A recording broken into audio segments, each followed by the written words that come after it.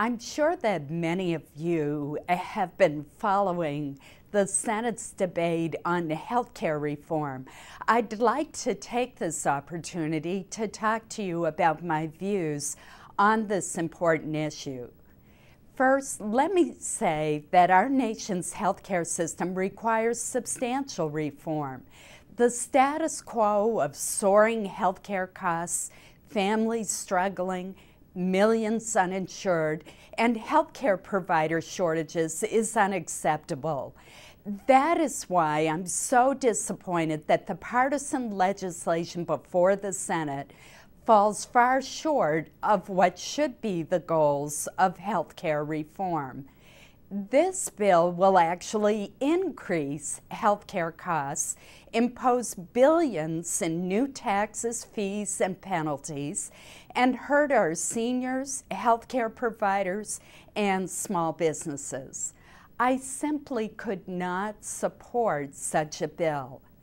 It's particularly disappointing that this bill does not do near enough to rein in the cost of health care and to provide consumers with more affordable choices. Whether I'm talking to a self-employed fisherman, a laid-off worker, the owner of a struggling small business, or the human resource manager of a large company, the soaring cost of health insurance is a primary concern.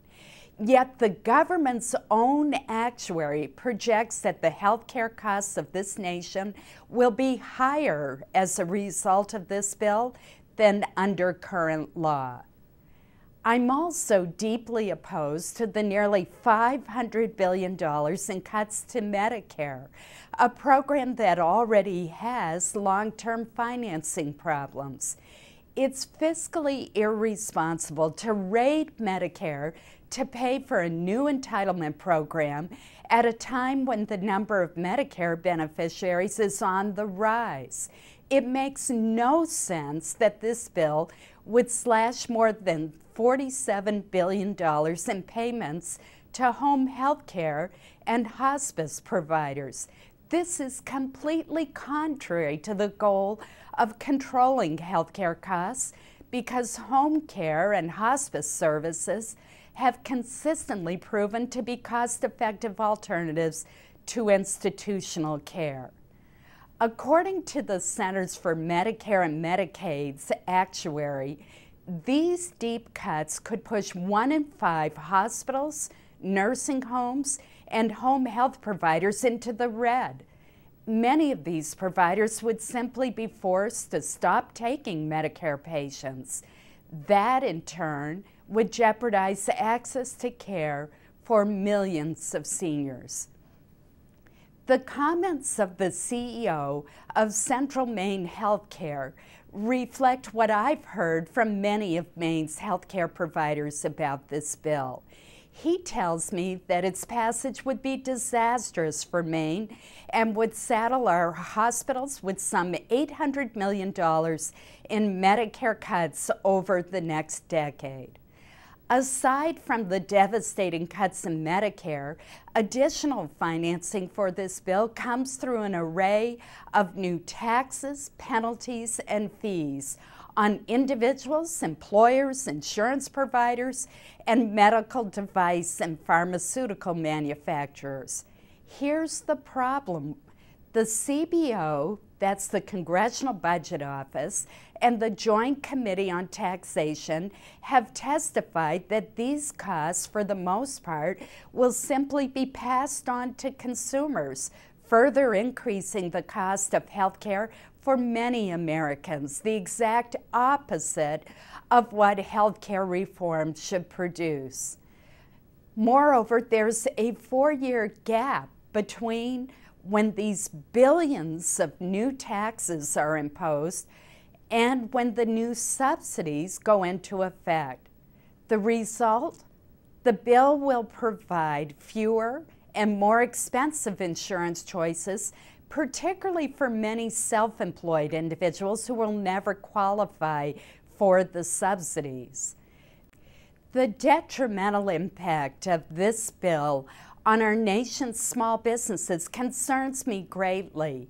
It's our small businesses that create most of the jobs in this country.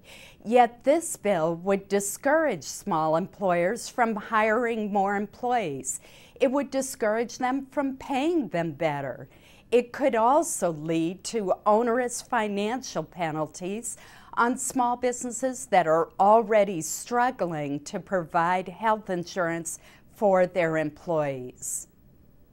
To remedy some of these fundamental flaws, I worked with my colleagues on both sides of the aisle to offer significant bipartisan amendments aimed at containing costs, helping small businesses, increasing affordability, and providing more choices to consumers.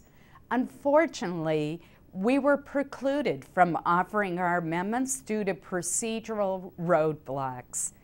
In addition, this bill includes expensive special deals that benefit just a few states, like Nebraska, but do nothing for most states, including ours.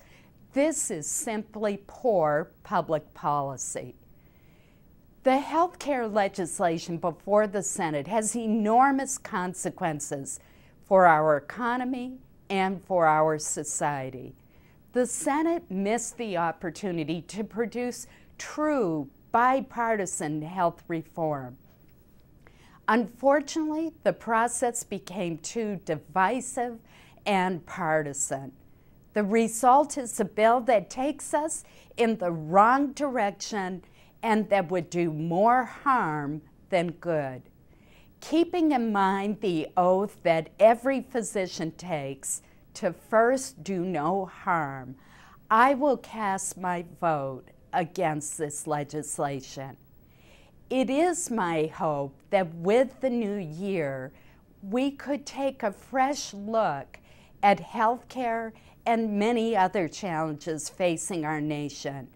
We do not serve the American people well if we continue along this path. Thank you.